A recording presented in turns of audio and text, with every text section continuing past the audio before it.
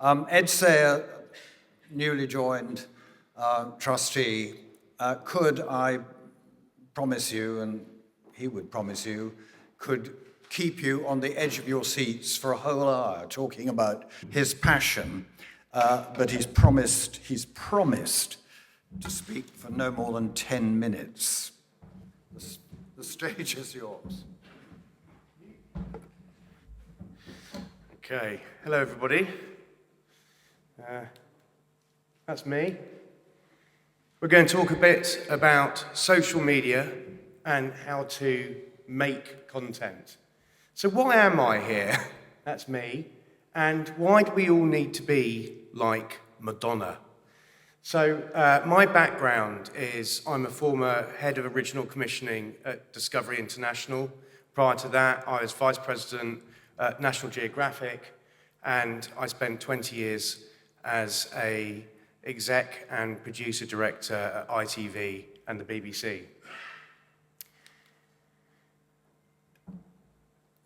Our previous speaker just told us about the dire financial situation we're all facing, and he's not wrong. All industries and sectors are undergoing massive change and upheaval. Traditional businesses are really struggling, and it's the digital age that has brought this change as well. So the previous slide had Madonna, and there you can see her in 1985, in 1999, 2008, and 2019. And she was brilliant at reinventing herself, and most importantly, staying relevant.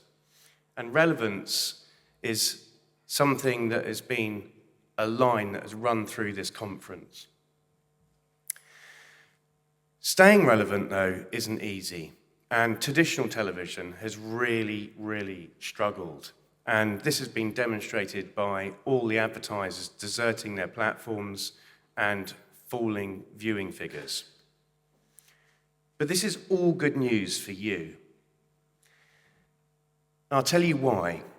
So YouTube has become the top TV platform, and that's a really important distinction to make. So I think most people think of YouTube as something that they look at on their mobile phone. Now, people have smart televisions, and YouTube exists as an app on the television. And that user interface is different from the app that you have on your phone. And you can, on your television, when you log into YouTube, rent films, for instance. And so it's an experience more akin to Netflix. There are over 118 channels on YouTube, if that's what you want to call them. Only 8% of those are monetized. Those 8% they're made with real premium values. And people now are increasingly watching that content over traditional television. So in July this year, YouTube took a 10% market share on TV viewing in America. I cannot tell you how significant that is. It beat Netflix, it beat Disney, it beat all the traditional broadcasters. So it's something to keep in mind, that statistic. It basically is the gorilla in the room. It reaches over 90% of the population. That's another key stat. So we heard earlier another person talking about the documentary series on the Tower of London on Channel 5, which is great, but it's watched by a certain demo. If you want to get the next generation of people, you need to be reaching them on platforms that they engage with. Channel 5 is not one of them.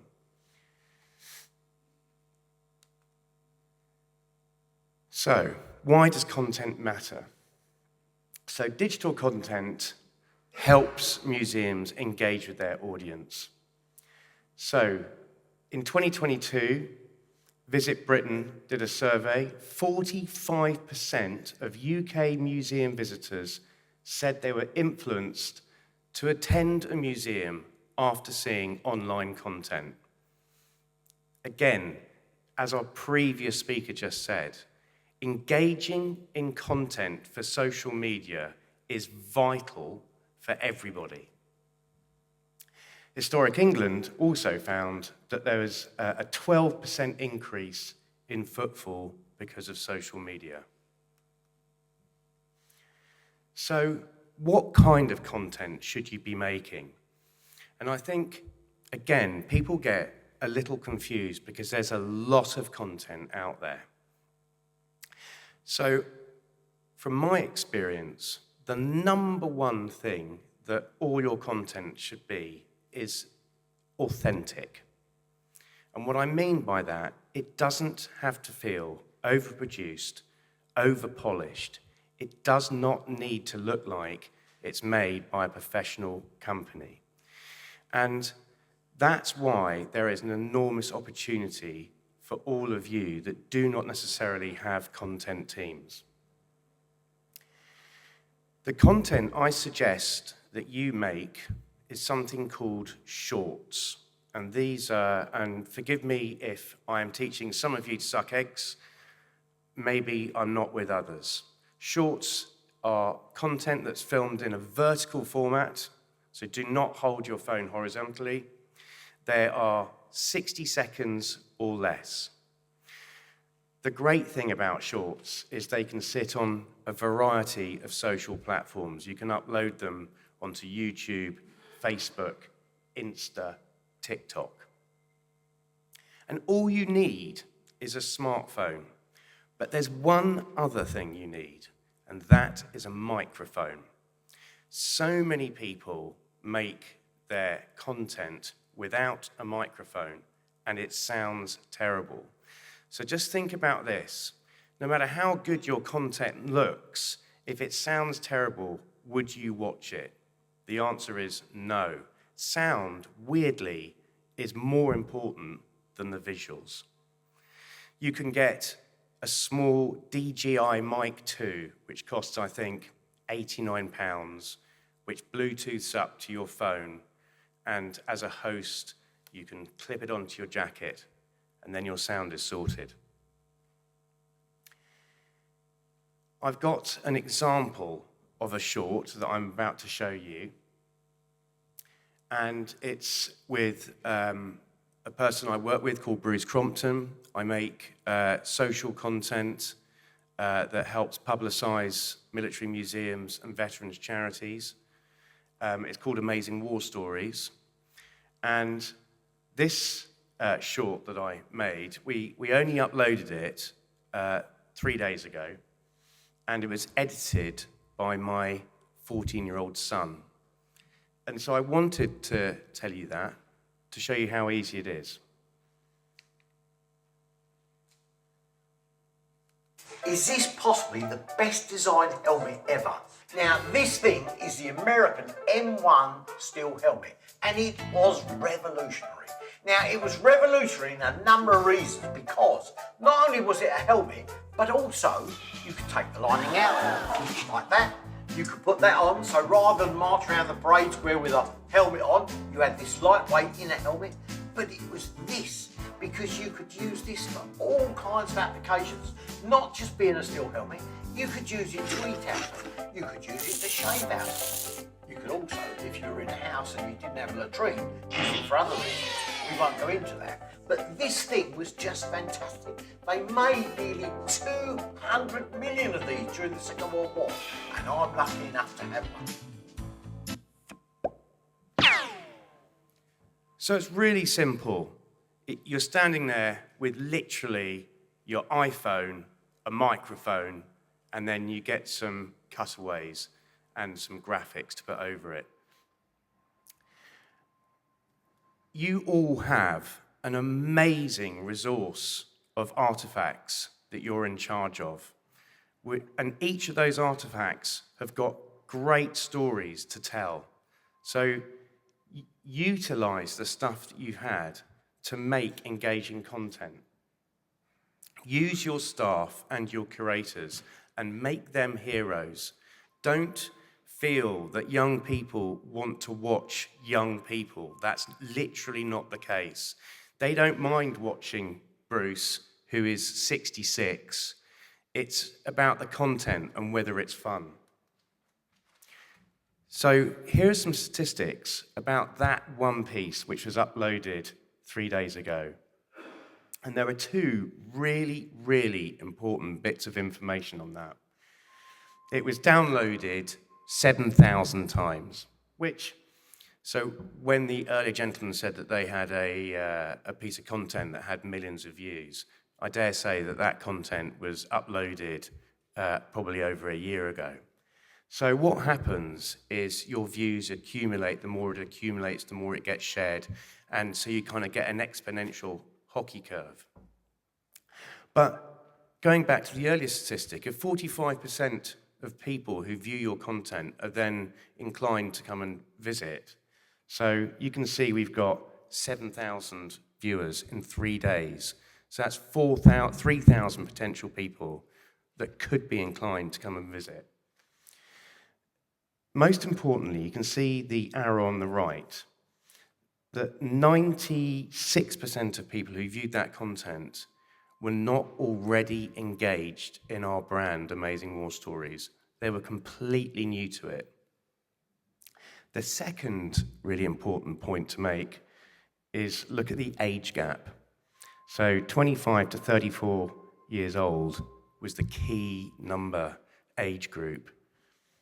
And that's why, and this is certainly borne out from my career in television, the content is never the problem, it's the platform that you deliver it on. And that's how you reach younger and fresher audiences. It's also not hard to make your content nowadays. So I've told you how to film it, and if you need to edit it and put graphics, you can use Canva, which is free, but you can also pay for a premium version of it. Make sure that you have good, high-quality photographs of your artifacts. You can use those as cutaways, you can use them on social. And think about your editorial as well. Try and make it fun. Try and put a question in.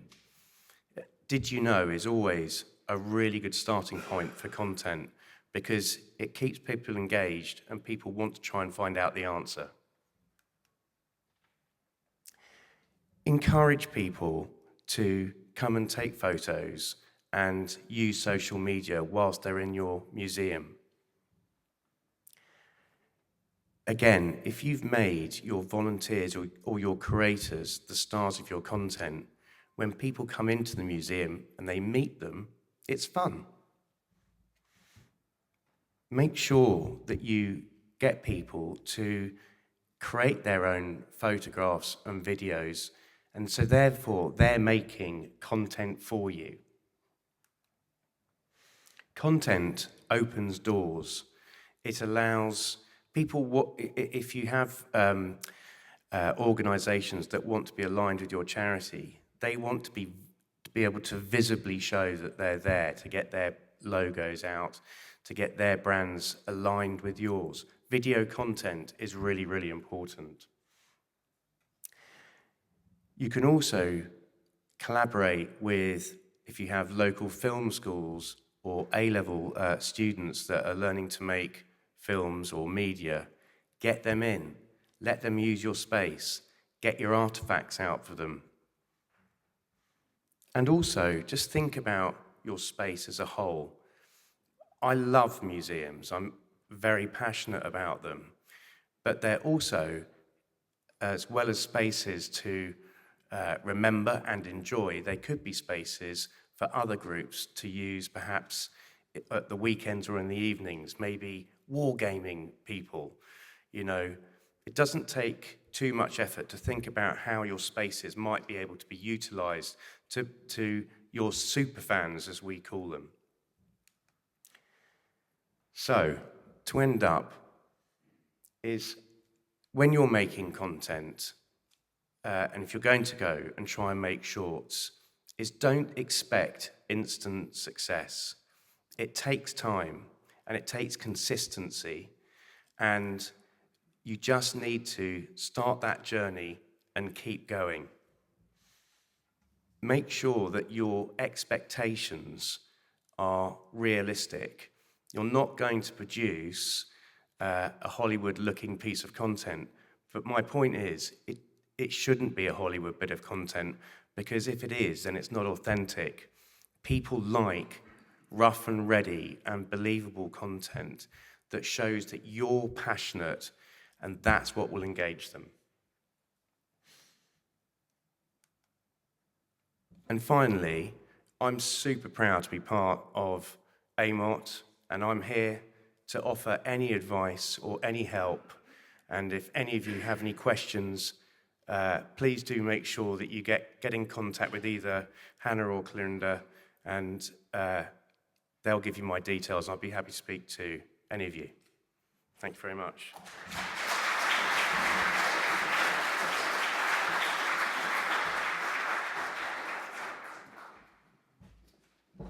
Thanks so much, Ed.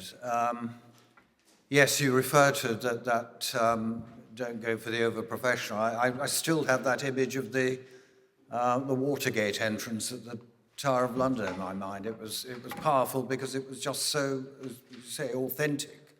Thank you for that.